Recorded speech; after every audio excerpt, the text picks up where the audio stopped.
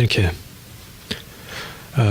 First of all, I want to thank Carleton University and especially Jean Monnet Chair and personally John Leben for the invitation and for the opportunity to speak here in such well-reputed auditorium.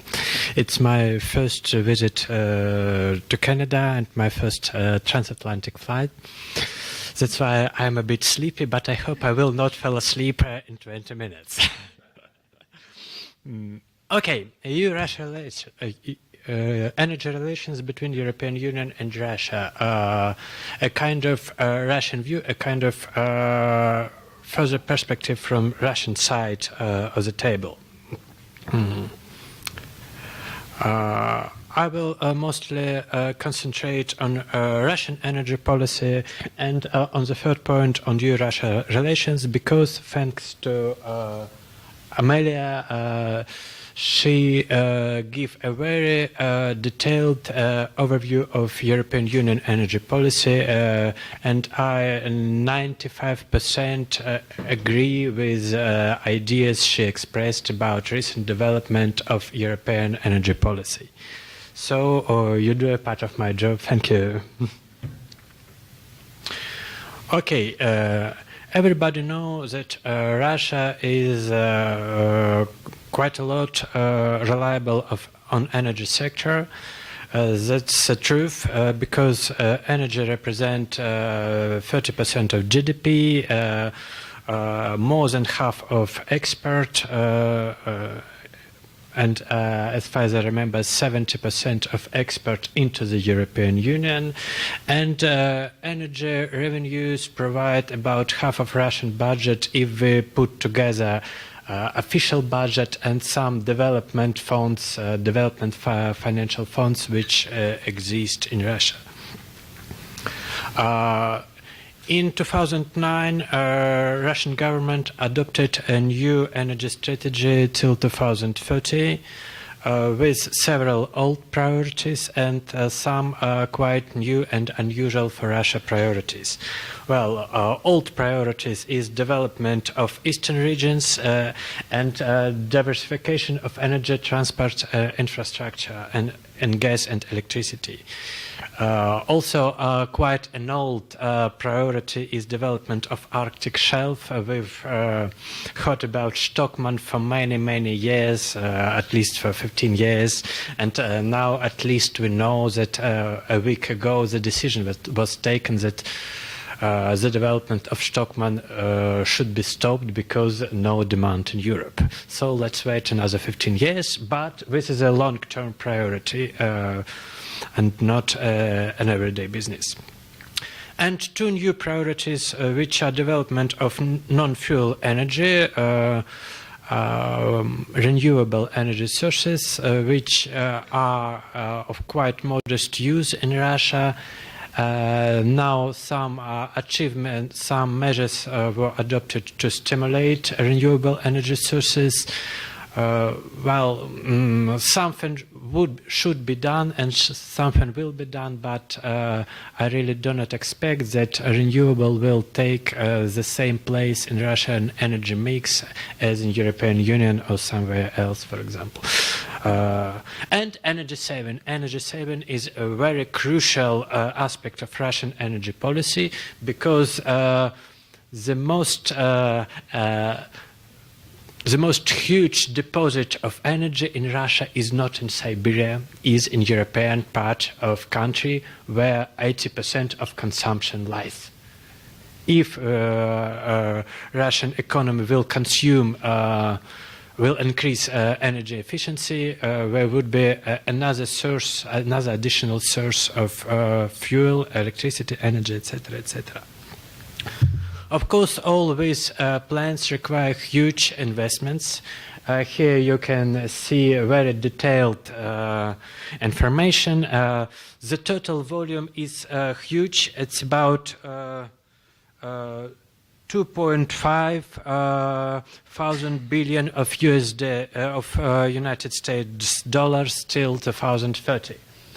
The main conclusion which I can do is that to invest such a huge money, we need foreign investments, because internal Russian energy companies has no and will not have such money. Some slides about energy efficiency.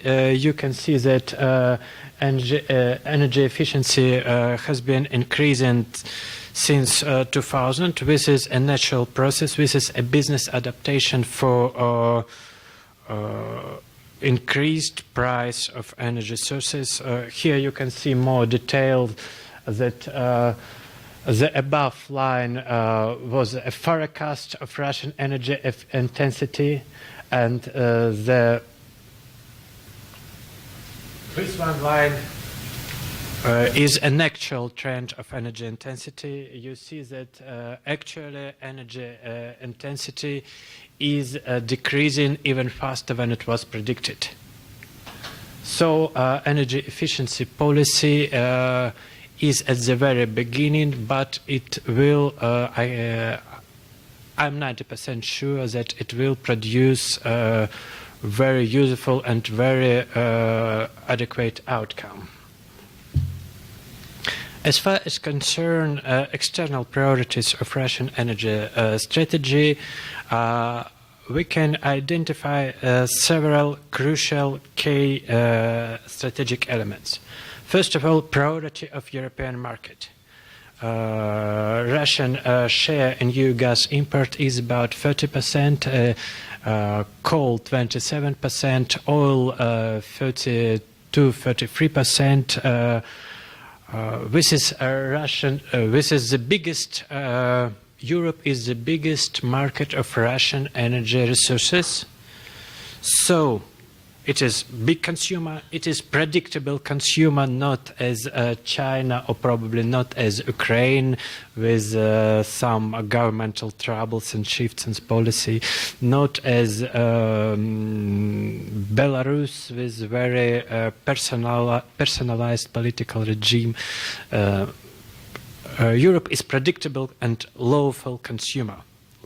And last but not least, Europe pays adequate price for energy sources. For example, China is not ready to pay the same prices for gas and for oil as Europe pays. Russian strategic interests at the European market are the following. At least keep the market share, maximize profit through access to the final consumer, because later on I will show you in details, final consumer pays for gas 3-4 times more than the revenue, than the price of Gazprom. I will show you later. And of course, to maintain existing rules of the game, which are seriously undermined by European Union legislation and by some regulatory practices. Of course, accent on European market should be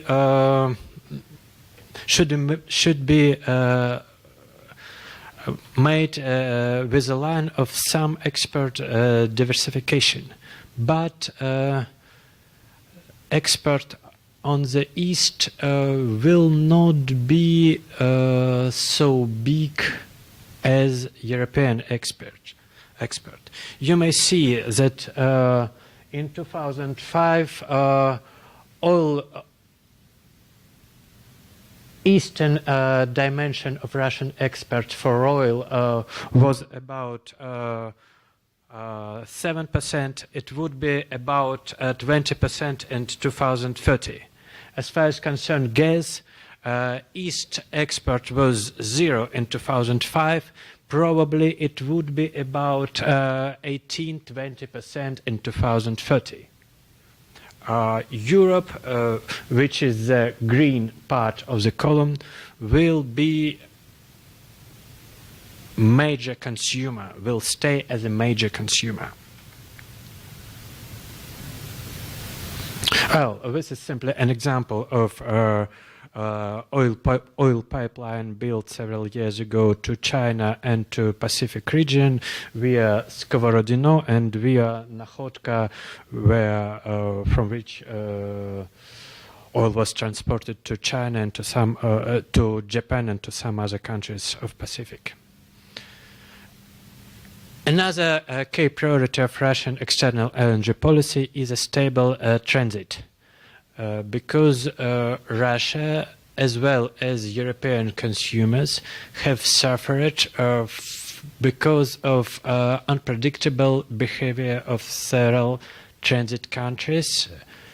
And the main strategy chosen is to build a bypass pipeline via Baltic Sea, Nord Stream, and via Black Sea, South Stream. I should underline that these pipelines are not Russian pipelines. These are joint pipelines. You may see, for example, South Stream, Gazprom 30%, Eni 20%, Wintershall, EDF, etc., etc. The same picture is about Nord Stream. These are joint project of Russian and European business. And by the way, Nord Stream was included in the list of European Union priority infrastructure projects in 2001, and in 2006 it was repeated. Another priority is to preserve a leading role in energy of Central Asia, because Central Asia, especially Turkmenistan, is a big provider of gas resources, which are quite useful for Russian internal market to substitute some flows from Siberia. And of course there is a very clear commercial interest not to let Turkmenistan gas on the European market, simply not to meet another competitor at the European market. But by the way, I should say that this was not Russia who stopped direct supply of Turkmen gas to Europe. The main reason why such a supply does not take place is a Trans-Caspian pipeline via Caspian Sea from Turkmenistan to Azerbaijan. The reason is that this pipeline is very expensive and no European energy companies want to pay the price. And of course Turkmenistan also don't want to pay the price of the pipeline. Turkmenistan has two consumers of gas, Russia and China. He can live without access to European market, especially after Gazprom changed price setting policy on Turkmen gas in 2008-2009. And now Turkmenistan receives adequate price from gas flow to Russia.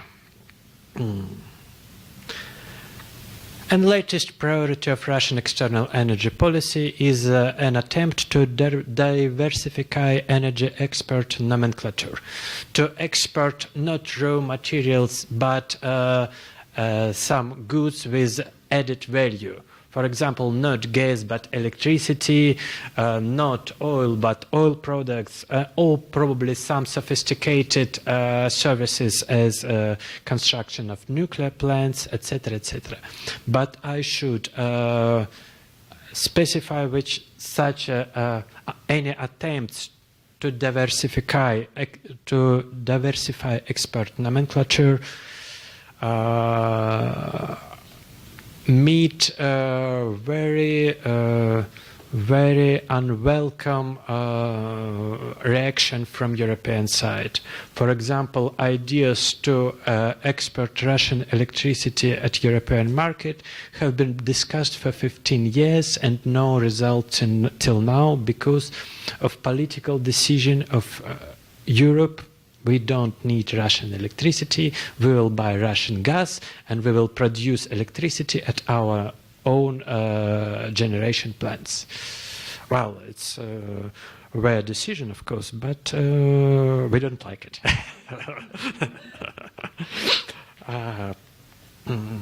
I will not speak in details about European Union energy policy. The only thing I want to discuss is the balance between liberalization and energy security. Well, market liberalization was, is and will be the mainstream of European Union energy policy. I mean gas and electricity market liberalization. But nevertheless, we could find some shifts in European policy. More or less, concerns of energy security more or less European legislation provide more balanced approach, more adequate balance between liberalization value and value of energy security. For example, last directives, Third Energy Package 2009, they provide completely non-market measure 10 years infrastructure plans which should be adopted by state regulators. European market is not a market. European market is a kind of socialism. At least, wow. In the Soviet Union, there was a 5 years plan. In Europe, 10 years plan on energy infrastructure, obligatory to fulfill by commercial actors. I underline. This is not simply a non-binding planning. Also, a set of documents on gas security of supply regulation, some documents on cross-border regulation, etc., and also some case law of European Court of Justice, for example, Campus Oil case, which clearly states that the reason of energy security can be a legal ground for exceptions from values of liberalization and free market and free movement of energy. But this work only then European legislation tried to balance interests of European producers and European consumers and provide energy security inside European Union.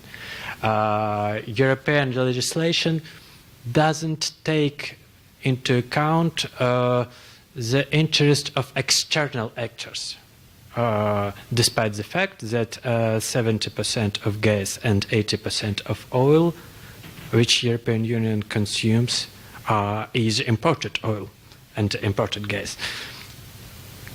EU-Russia relations, abundance of controversial rules. Oh, sorry. A lot of agreements, Energy Charter Treaty, Partnership and Cooperation Agreement, road maps, etc. A lot of agreements which do not cover energy sector as much as they should. From one side. From another side, no special binding agreements on energy. And by the way, I want to underline the several points which which were not listed in Amelia's presentation, because Amelia has the same slide about legal base of Eurasia cooperation and energy.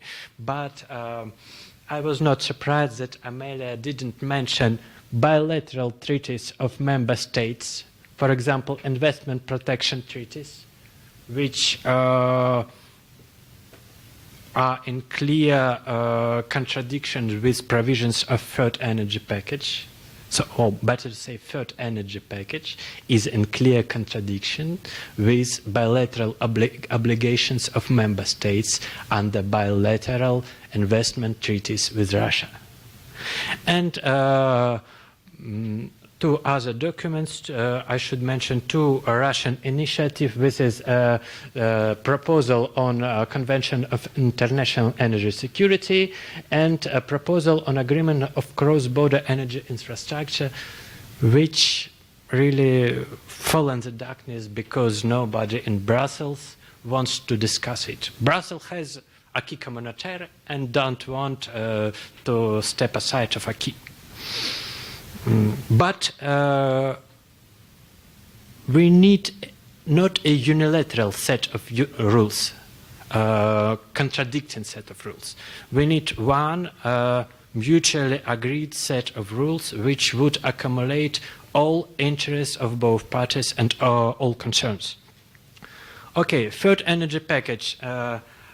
This is a good document. I support ideas of liberalization of European market. I only want to point some consequences of third energy package to Russian interests and to interests of Russian commercial companies. Retroactive application of the law.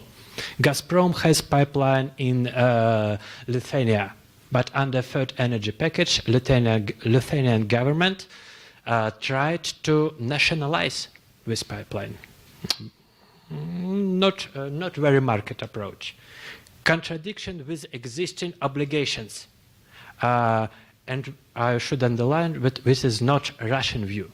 This is the view supported by the European Court of Justice, who in the case European Commission versus Republic of Slovakia 2011 clearly states that bilateral investment treaties, in this case between Slovakia and Switzerland, bilateral investment treaties has privilege over the unbundling provisions of the third energy package.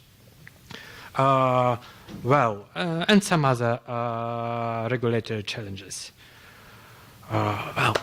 May I take 5 more? Well, just to point you some all the strange picture, the strange, very strange picture. Let's, for example, take Nord Stream. Pipeline in the Baltic Sea. This is a pipeline built not in the territory of the European Union. This is not under the third energy package provision. But then Nord Stream came at Greifswald. This is a city in Germany. We need to link this pipeline with a German gas transport system network. So two other pipelines were built, Nel and Opal. These pipelines are situated on European Union territory. They are under the rule of third energy package, in particular under the rule of third-party access provisions. What is the third-party access provision? It's a pipeline should be open for anyone who wants to use it. So nobody can reserve the full pipeline. At least under the long-term contracts, supplier can reserve 40, maybe 50% of pipeline capacity. Good rule, of course, it's good. It's competition, very well. And under these rules, we have a reality. European Commission decided that Gazprom can reserve only 50% of Enel and Opal capacity, because other 50% should be allowable, should be available. Thank you. Should be available for anyone, but there is no any other supplier in Greifswald. From where somebody could take gas in Greifswald if this is not gas from Nord Stream? From nowhere. And now both these pipelines are used only at 50% capacity. Gazprom lose money, consumers lose gas, especially during winter peak period. So who wins? Liberal market ideology of Brussels. fiat justitia aperiat mundus. Should I translate so everybody understand? Let the world would crash, but law would survive. Who won't be a victim of such an approach? Gazprom don't want. I think that European consumers also neither don't want to be a victim. And several last points. Gazprom always blamed that it sells gas at a very high price. This is not the truth. European consumers pays for gas much more than Gazprom price. There's exact numbers from Eurostat and other statistical data. And here below you can see the table distribution of income between Gazprom, 34%, European Union energy companies, 44%. They do not have gas. They buy gas from Gazprom. But they earn more than Gazprom. And of course, European Union member states who tax with gas and receive their own 22%. So then European consumer pays for gas, he pays to European energy companies 44%, to his own government 24%, and only 34% to the company who extract the gas and bring it from Siberia to Europe. Is this a fair distribution of income? This is a question. I don't know. Probably this is fair.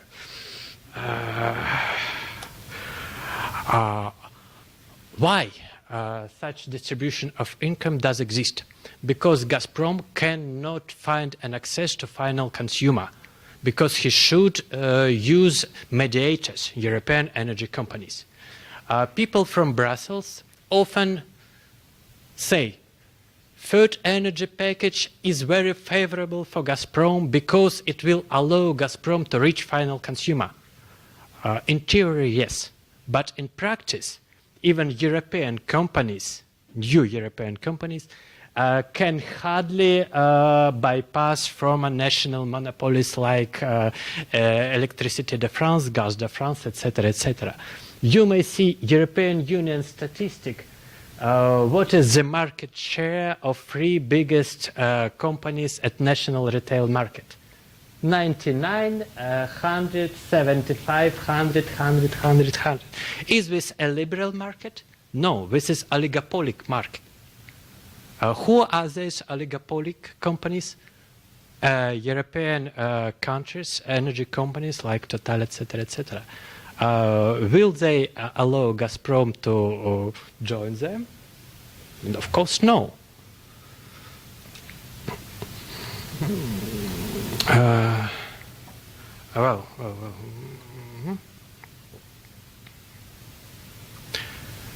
Now we have. Now we really have an alternative. Either European Union insists to change the rules as it planned, to change the rules of the game, to substitute the system of long-term contracts and other agreements of 40 years history, to substitute the system by acquis communautaire.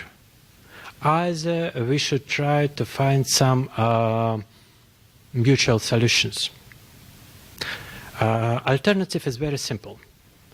Either we stop strategic partnership in energy and we start simply to trade. What does it mean? That Gazprom doesn't care about peak capacities in Europe. If there will be a cold winter in Europe, European consumers can go to spot market or can look energy sources somewhere else. This is not Gazprom concern as a supplier who simply trade. What is another consequences? That Gazprom will not invest enough to meet highest possible demand in Europe. Gazprom will invest to meet lowest possible forecast of European consumption. Because in this situation, Gazprom will not lose money. Gazprom will be sure that he can sell gas because he oriented itself on the lowest forecast. But in this situation, who will suffer? European consumers. If the lowest forecast will be false, and the real trend of consumption will be will increase more, who will supply additional amount of gas? No, Gazprom. He is not ready. He didn't invest such money. Anybody else? I don't know.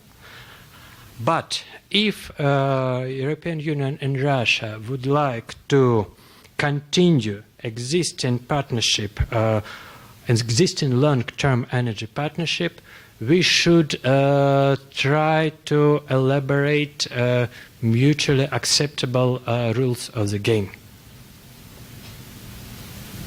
Thank you.